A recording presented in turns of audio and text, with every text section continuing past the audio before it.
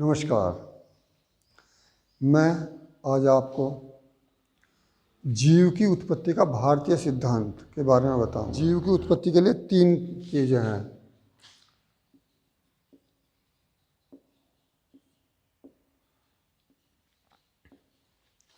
ब्रह्मा, ब्रह्म शून्य को या खाली जगह कहते हैं, और उसका पदार्थ में होना ब्रह्मा यानी कि जन्म लेना। जीव की उत्पत्ति जब हुई उस टाइम को, जीव के उत्पन्न होने के टाइम को, उस समय को ब्रह्मा कहते हैं। जैसे कि आप कोई भी कहीं भी कोई बीज डालोगे, जब तक वो अंकुर होगा तो उसका जो वो अंकुरन तक का समय है वो ब्रह्मा काल, उसे ही ब्रह्मा कहते हैं। ब्रह्मा कोई व्यक्ति विशेष, देवता या कोई और चीज़ नहीं है। किसी भी जीव का उत्पन्न होने तक का जो समय है उस समय को ब्रह्मा कहते हैं। उसके बाद जीवन चलता है।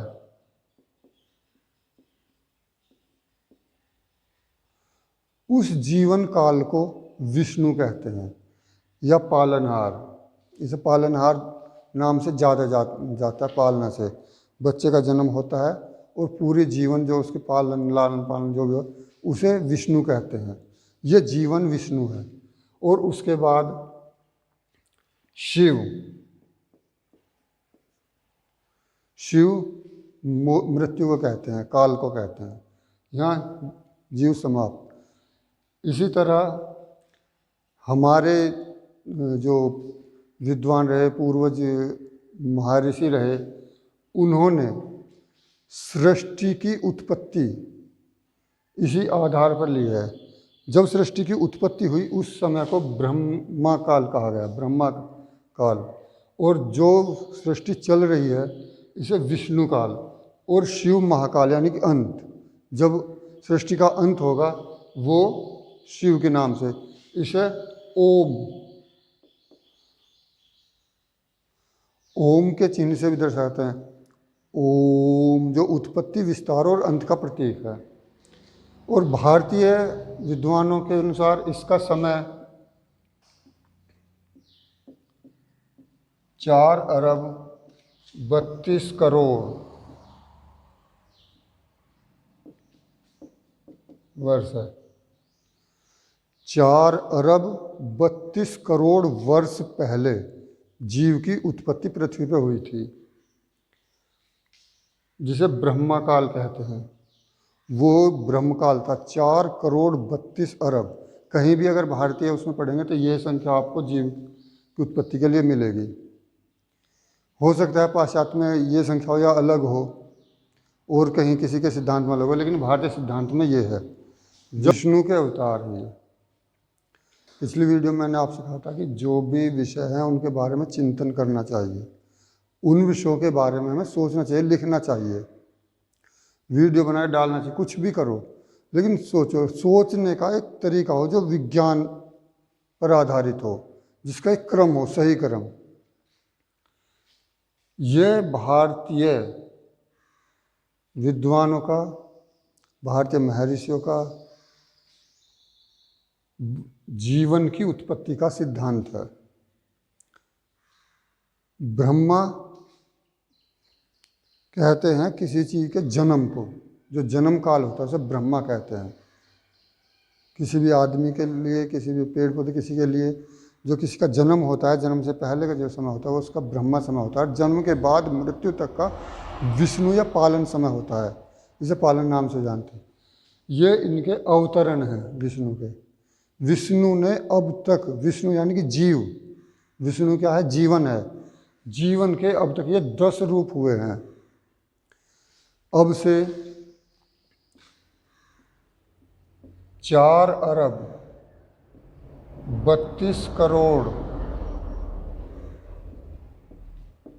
वर्ष, 4 अरब 32 करोड़ वर्ष पहले पृथ्वी पर जीव की उत्पत्ति हुई थी और वो मत्स्य के रूप में हुई थी। विष्णु का जीवन का जो सबसे पहला रूप था वो मत्स्य रूप था। क्योंकि पृथ्वी पर सिर्फ पानी ही पानी था, इसलिए जीव की जो पहला रूप था वो मत्स्य रूप में ही था, और ये अरबों वर्ष तक था। अरबों वर्ष तक जीव मत्स्य रूप में था। उसके बाद कूर्म, कछुआ, कश्यप, जब मिट्टी बाहर निकलने लगी पानी से, जमीन बाहर निकलने लगी, तो दूसरा विष्णु का जो रूप हुआ, जीव का जो दूसरा रूप था वो कूर्म का था, कछुए का था, जो पानी में और स्थल पर, जमीन पर दोनों जगह रह सकता था। और ये सिद्धांत आज का नहीं है, ये सिद्धांत 10-15 हज़ार साल पुराना है और इसका अपना विज्ञान है, आप इसे समझोगे तो। उसके बाद तीसरा वराह। अब अगर इसमें देखें तो इसमें वामन काल में हमें पता चला था, हमारे पूर्वजों को पता चला था इस जीव की उत्पत्ति के सिद्धांत का, तो इन्होंने इसे एक मनुष्य के सापेक्ष में लिया था। जबकि आज भी जलीय जीव हैं, मछली आज भी हैं, जलीय जीव बहुत हैं, ऐसे नहीं सभी कुर्म हो गए, वो हैं दूसरे वराह और कुर्म से वराह जो थल पे रहने लगे। लेकिन इसके साथ साथ पक्षी भी बने जो आसमान में उड़ते थे, वो भी थे, लेकिन ये मनुष्य के सापेक्ष में लिया गया, क्योंकि इन्होंने अपने गोत्र, ये ध्यान से अपने अंदर जाकर हमारा मस्तिष्क एक प्रोसेसर है, प्रक्रिया करने वाला, मेमोरी ही नहीं है, प्रोसेसर, बहुत बड़ा प्रोसेसर है। इसके द्वारा इन्होंने अपने गोत्र को देखकर ये पता किया इसका, तो इसमें पक्षी अलग चले गए जो वो थे, लेकिन ये मनुष्य का सापेक्ष में है। वराह के बाद नरसिंह, जो मनुष्य है वो 4 पैरों पे चलता था वराह में, और उसके बाद नरसिंह, यानी कि उसने 2 पैरों पे चलना शुरू किया। ये 4 परिवर्तन, ये 4 शारीरिक परिवर्तन थे। यहाँ तक विष्णु के 4 रूप ये शारीरिक परिवर्तन से होकर आए हैं। इसमें नरसिंह का मतलब है 2 पैरों पे खड़े होना, जो नर था और मस्तिष्क से एक जानवर था, एक सिंह था।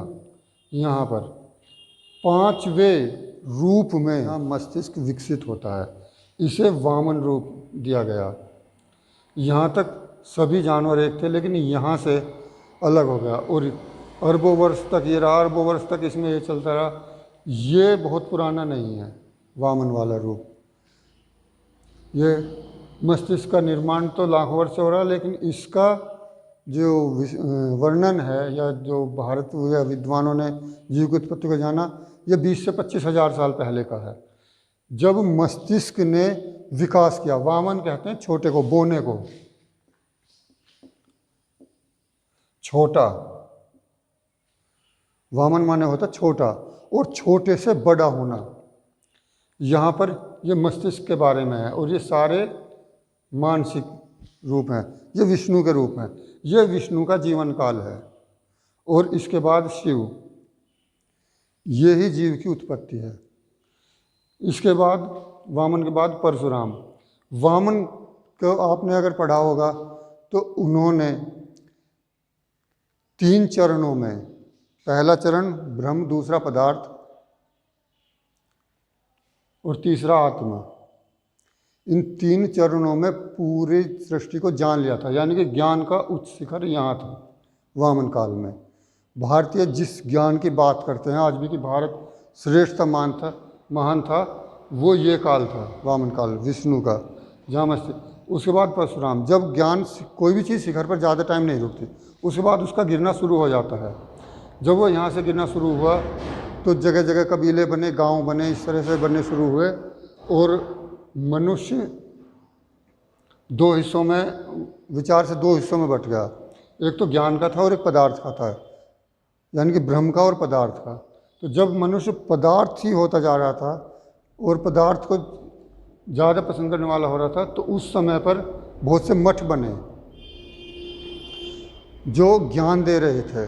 लेकिन उसके बाद भी अहंकार मनुष्य में, देखो पदार्थ की जो प्रकृति होती है वो गिरने की होती है, अगर आप कहीं भी कोई भी पदार्थ गिरोगे तो वो नीचे गिरेगा, उसमें गिरने की, और अग्नि जलाओगे तो ऊपर उठने की होती है। इसलिए चेतना या आत्मा उसे उसे कहते हैं ज्ञान, जिससे ऊपर उठता है, और पदार्थ नीचे गिरता है।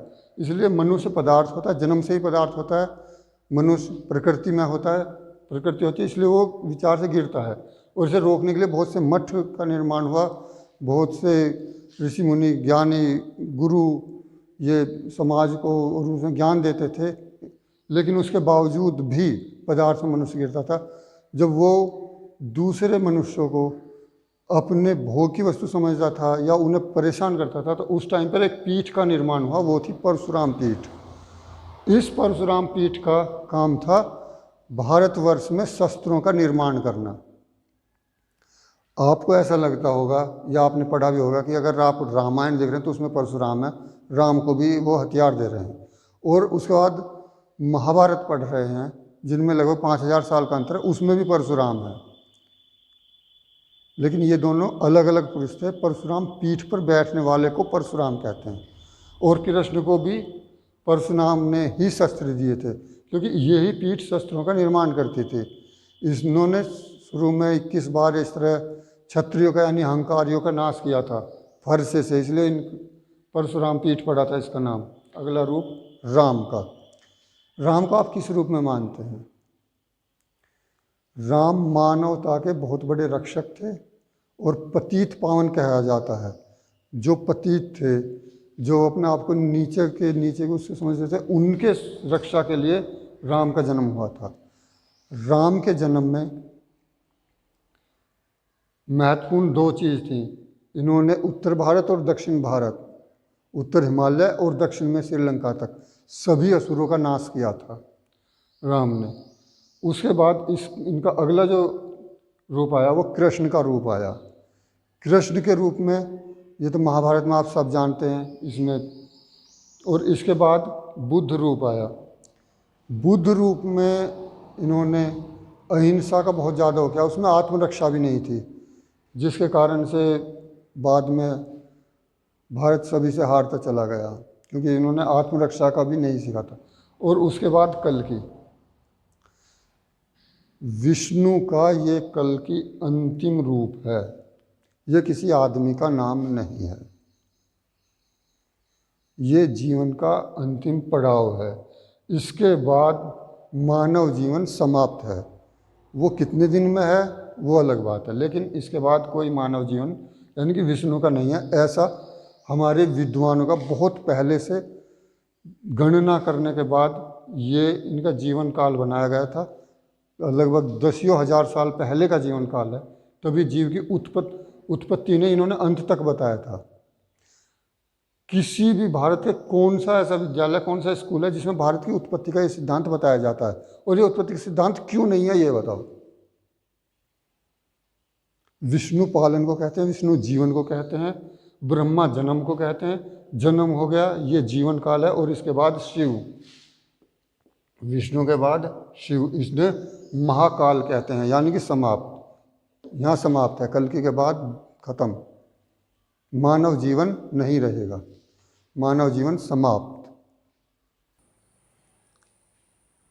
ये जो विष्णु का जीवन काल है, ये वामन के रूप, वामन में और परशुराम रूप में इस टाइम पे लिखा गया। वामन रूप में, वामन रूप आर्यों का, मुख्य रूप से आर्यों का समय था।